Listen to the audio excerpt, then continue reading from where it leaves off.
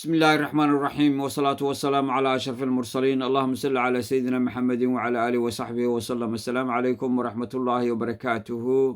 halkan waxaan kusoo gudbinayaa kiliib yar oo la yiraahdo dhambaal waxaana kiliibkan maartay barnaamijkan kooban ee dhambaal aan u dirayaa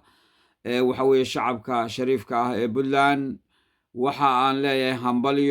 hambalyo maanta oo ay tahay bishii 25 May waxaa qormaysa taariikh cusub dhammaan geyga Soomaaliyeed gaar ahaan shacabka Puntland oo muddo 25 sano sugayay wax dastuurkooda waxa weeye uu dhigayo xaquuq dastuuri ah oo waxa weeye maxaa ku dhacday runtii ka maqnayd waxaan leenahay hambalyo waxaan kaloo aad iyo aad aan u rajaynayaa inaad dooran doontaan dadka aad ku ciilbixi lahaydeen waana kan dhambaal geeraar yar oo waxa weeye dareenkeeda maxaa ku dhacday ka turjumaya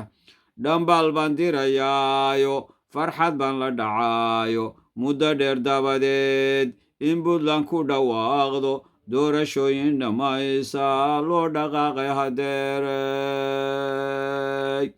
loo dhaqaaqay hadeerto riyo weeye dhawawdo u dhigaya dastuurko dhunto waya lahayno waa xaquuq la dhacayo kuwa dhoohanayaaliyo dhurwaya kaafduubo dhaqaalay ka helaan iyo dhereg bay ku barteen dhaqaalay ka helaan iyo dhereg bay ku arkeeno daaro bay ka dhisteen oo dhiigga bay cabbayeen dhammaantii shacab weyne waxay dhaaxa samraanba hadda waa tan dhawowday gacalkii dhibanaana waxa ay dhul sugaanba waa kuwa u dhaqaaqo maanta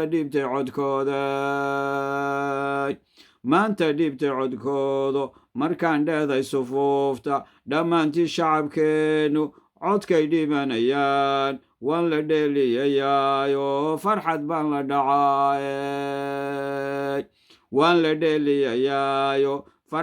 la dhacaaye yaanay dheeliin guushu ka dhabeeya wanaago ka dheeraada xumaanta yaanay dheeliin guushu ka dhabeeya wanaago ka dheeraada xumaanta ilaahay subxaana watacaala ha guuleeyo waxa weeye shacabka waxaana rajaynayaa inay waxa weeye soo saari doonaan dadkii waxa weeye ka dabageyn lahaa caalamka insha allah bismillahi kariim wixii ka baaqday 22 sanana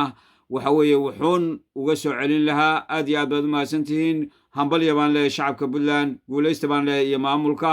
assalaamu calaykum waraxmatullaahi wabarakaatuh